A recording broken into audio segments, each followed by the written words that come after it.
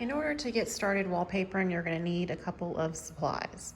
So, back in the 70s and 80s, wallpaper was super popular, and then for a long time it wasn't. Now it's coming back into fashion, but they are coming up with better looking wallpaper in a more both modern designs and classic traditional vintage patterns, like this reproduction from 1910 that is made by Crown Wall Coverings.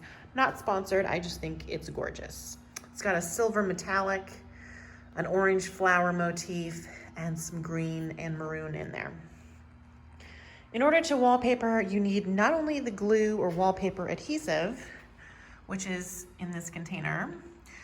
You're probably gonna need a bucket to make it a little easier to move around with, a brush that fits into this bucket to paste it onto the wallpaper. You might want to wear gloves. You will need a smoother or scraper to press it down.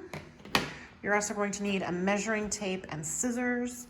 For the first go around of trimming it, you want to leave some extra at the top and bottom for the purposes of matching and just in case you didn't measure perfectly. And then you will need a utility knife or razor blade or a snap-off knife in order to cut and trim once the wallpaper is on the wall. You will need a large sponge for cleaning before and after.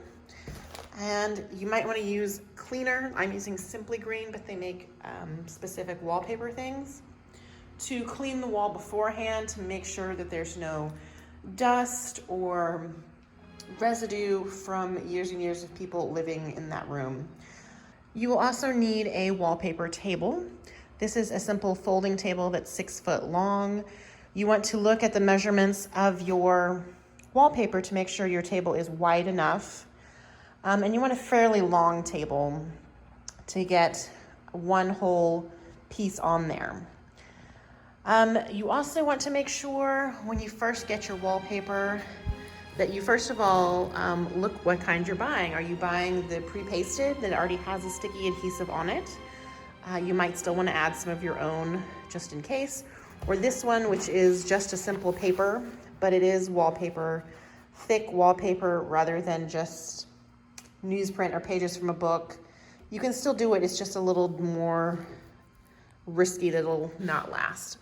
You want to look at the batch number to make sure that your wallpaper was printed on the same day to make sure that the colors match.